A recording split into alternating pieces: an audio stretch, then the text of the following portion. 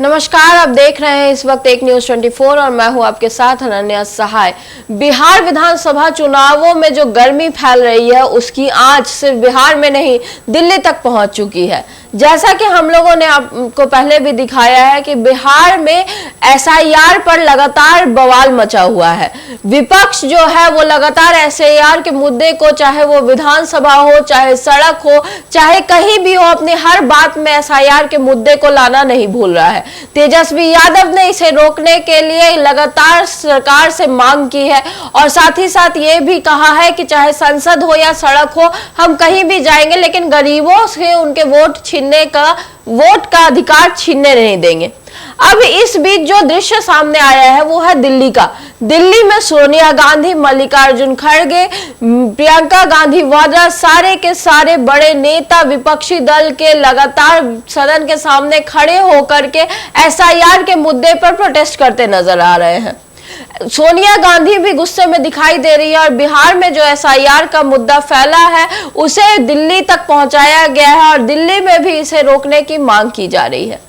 अब इस बीच सवाल बड़ा ये उठता है कि अगर एसआईआर का मुद्दा, जहां एक और चुनाव आयोग बोल रहा है कि भाई हमने एक चरण का आंकड़ा प्रस्तुत किया है, एक चरण का एसआईआर पूरा हो चुका है, ये रिवीजन पूरा हो चुका है, अब इसे रोकना नहीं मुमकिन है। वहीं दूसरी ओर विपक्ष लगातार इसमें फर्जीवाड़े की बात कर रहा है। लगातार विपक्ष ये कह रहा है कि भाई इसमें ऐसे लोगों को जोड़ा जा रहा है जो कि है ही नहीं दुनिया में, जिनके नाम ही नहीं मौजूद है, जिनका कोई अस्तित्व ही नहीं है। यानी पूरी तरह से फर्जी है ये एसआईआर, ये स्पेशल इंटेंसिव रिवीजन जो है ये पूरी तरह से फर्जी है। वोटर लिस्ट में अपने नामों को जुड़वा रहा है सरकार, एनडीए धांधली कर रही है ताकि किसी तरह से बिहार विधानसभा चुनावों को साध सके।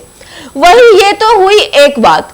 दूसरी बात आती है नीतीश कुमार पर। नीतीश कुमार पर भी लगातार हमले विपक्ष जो है वो बार बार करता दिखाई दे रहा है। चाहे वो अपराधी का अपराध हो बिहार में, चाहे नीतीश कुमार की मानसिक स्थिति हो, चाहे एनडीए में फूट हो, चाहे किसी भी तरीके का पटना में दिक्कत हो या बिहार में कोई दिक्कत हो। जैसा कि हम देख रहे हैं अभी भी जल जमाव की जो स्थिति हो रही है वो सीधे सीधे एनडीए की सरकार पर ही उंगली उठाता है। ऐसी स्थिति में जनता जो है वो पूरी तरह से पिसती नजर आ रही है। जहां एक और प्रशांत किशोर के कार्यकर्ताओं पर लाठीचार्ज हुआ, दूसरी ओर कांग्रेस के कार्यकर्ताओं पर लाठीचार्ज हुआ। ऐसे में जनता के मन में भी ये सवाल लगातार कौंध रहा है कि अगर सुशासन बाबू का सुशासन इतना ही अच्छा चल रहा है तो जबरदस्ती लोगों की आवाज पर रोक क्यों लगाई जा रही है? क्यों आखिर बिहार में ऐसी स्थिति पैदा हो चुकी है कि किसी पे भरोसा ना किया जा सके? क्यों ऐसी स्थिति बिहार में हो चुकी है कि अपराधी बेलगाम बेखौफ लोगों को रोड पर ही गोली मार रहे हैं? लूट छिनताई हो, चाहे कुछ भी हो, किसी भी तरह का अपराध हो, बिल्कुल बिना किसी डर, बिना किसी मन में खौफ के लगातार पटना की सड़कों पर, बिहार की सड़कों पर फैल रहा है। वहीं दूसरी ओर विपक्ष भी लगातार तंज कसता नजर आ रहा है सरकार के ऊपर, नीतीश कुमार के ऊपर कि भाई आपसे अगर सत्ता नहीं संभल रही है तो सत्ता छोड़ दीजिए। ये कुछ बोल तेजस्वी यादव तो लगातार ही दे रहे हैं, लेकिन अब एनडीए के नेता उपेंद्र कुशवाहा जैसे वरिष्ठ नेता भी अब यही बोल देते नजर आ रहे हैं। ऐसे में क्या होगा बिहार का भविष्य? किसके हाथ जाएगी बिहार की सत्ता?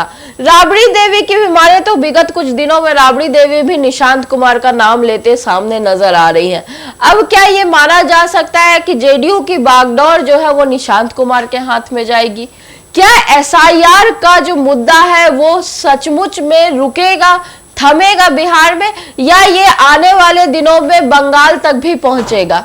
देखने के लिए ये सारे सवाल जो है ये बिहारी विधानसभा चुनाव के लिए बहुत बड़े प्रतीत हो रहे हैं। ऐसे में जनता किसे चुनेगी, किसे अपनी बागडोर सौंपेगी और किसका हाथ थाम करके बिहार को आगे बढ़ाना चाहेगी, ये सारी बातें जो है वो बहुत दिलचस्प हैं। सारी खबरें हम आप तक पहुंचाएंगे, हमारे साथ बने रहिए और देखते रहिए एक न्यूज 24। धन्यवाद।